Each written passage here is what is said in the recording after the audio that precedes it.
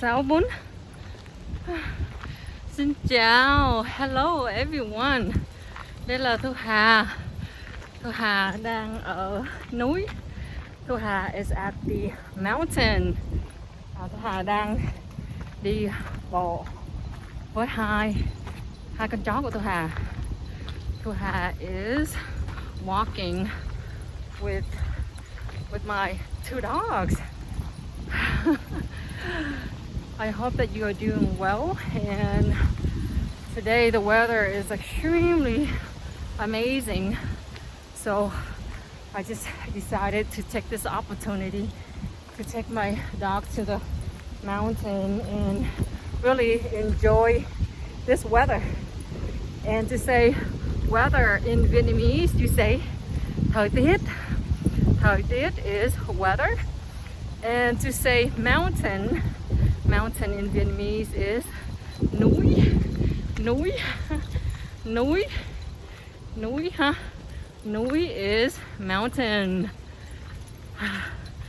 My goodness, there's rocks. I'm holding this phone here, recording and walking my dogs at the same time. Thu Hà vừa cầm cái điện thoại này để quay phim, rồi lại dắt hai con chó này cho nó đi bộ ha. Ở đằng sau Thu Hà có một người đang ở đằng sau Thu Hà.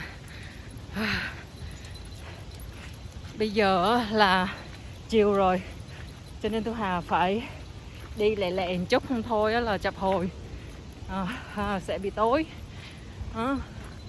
Khoảng chừng 7 giờ rưỡi là sẽ tối, và Thu Hà sẽ không muốn bị mắc kẹt ở ngay cái núi này, rồi xong không có ánh sáng, rồi mà trời nó tối thui. So right now it's about 6:30 p.m. in the evening, and about 7:30 is going to be sunset. So I better get going and walking, so that way I won't be stuck at the mountain when it's gonna be dark. There's no light and it can be scary, very scary là sợ quá, it's so scary, sợ quá, it's so scary. You guys know how to say tree in Vietnamese? To say tree in Vietnamese, you say cây, or cái cây, or cây. Cây is tree. And let's see, how do you say leaves in Vietnamese? Leaves on the tree. So to say leaves, you say lá, or cái lá. Oscar đi, mau lên. Cái thằng này, cái thằng Oscar này, chó của Thu Hà đó. Cái thằng đó tên là Oscar. Còn Thu Hà có thêm một con chó ở đây nữa nè. Ôi trời, nó đâu rồi? Con chó trắng này, nó là con chó Maltese. Thu Hà gọi nó là bún. So my Maltese, the dog, I call him bún. Bún means noodles in Vietnamese. Bún is noodles. Whew. And to say rocks in Vietnamese, you say đá, cục đá, or hòn đá, cục đá, đá. So you can say rocks as cục đá,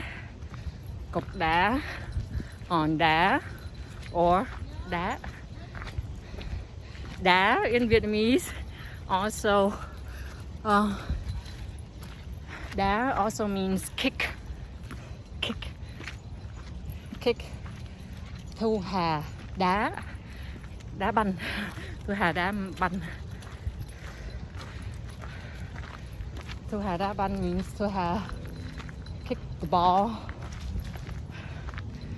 Banh is ball. Trái banh, or banh is the ball, B-A-L-L, referring to like the soccer ball, the ball that you play in sports. Thu Hà chảy mồ hôi rồi. Thu Hà is sweating. Đó. Đi tập thể dục tốt cho sức khỏe. Going exercise is good for your health. Tập thể dục, tập thể dục, tập chỗ cái tóc này. Tập thể dục is exercise. Tập thể dục tốt means good. Sức khỏe is health. Rồi ha. Cái này đi chắc cũng phải còn 40 phút nữa mới xong quá. Probably will take me another 40 minutes to finish. Walking, climbing this mountain. Cây không à? Cây không à? It's all trees.